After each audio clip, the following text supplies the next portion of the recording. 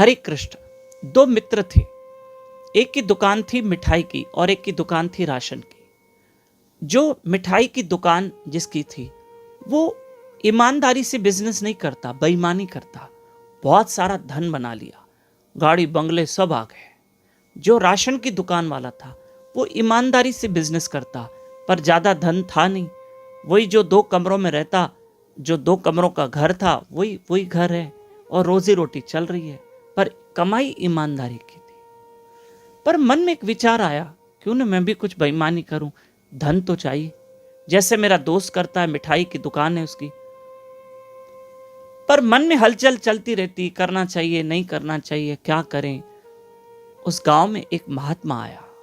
उसने महात्मा से पूछा कि क्या मैं जो ईमानदारी की कमाई करता हूं, मेरा दोस्त बेईमानी की कमाई करता है, बेईमानी से वो बिजनेस करता है, ईमानदारी से वो नहीं करता है, और उसने गाड़ी बंगले सब बना लिए, और मैं ईमानदारी से करता हूं तो मैंने कुछ जीवन में धन बनाया नहीं, कोई ज्यादा सेविंग है नहीं मेरी, क्या करना चाहिए। महात्मा ने कहा, मैं तुम्हें एक बात बताऊं बेटा, ये सामने तुम्हें कीचड़ दिख रही है? बोले हाँ महाराज मुझे कीचड़ दिख रही है, बहुत ज्यादा वहां कीचड़ थी। बोले देखो उस कीचड़ में कुछ पशु बैठे हुए हैं, कोई गधा है, कोई भैंस का बछड़ा है, कोई सूअर है, सब दलदल में ऐसे पड़े हुए थे और उनको दलदल में अच्छा लग रहा था कीचड़। तो पूछा महात्मा ने उस व्यक्ति से कि ये सब कीचड़ में दलदल में पड़े हुए हैं, तुम जाओगे? कहा नहीं नहीं महाराज, मैं क्यों जाऊंगा, मैं क्यों उनकी नकल करूं। भैया वो जब देखो, वो गधा भी देखो दलदल में बड़ा एंजॉय कर रहा है, वो भैंस का बछड़ा देखो पूरा दलदल में पड़ा हुआ है, पड़ा हुआ है, तुम करोगे ऐसे? बोला नहीं नहीं, मैं क्यों दलदल में जाऊं, मैं क्यों कीचड़ में फंसूं, जब वो है तो फिर मैं क्यों जाऊं। तो बोला भैया जब कोई एक पाप कर रहा है तो तुम क्यों पाप कर्म कर रहे हो। कोई एक गलत रास्ते पे जा रहा है, आज उसके पास बहुत सारा धन है, लेकिन अभी उसको पता नहीं चलेगा। अभी तो इंसान कमाई कर रहा है कर रहा है कर रहा है कर रहा है कर रहा है, लेकिन जब भोगने की बारी आती है, क्योंकि कर्म करने में हम होशियार हैं पर भोगने में लाचार हैं।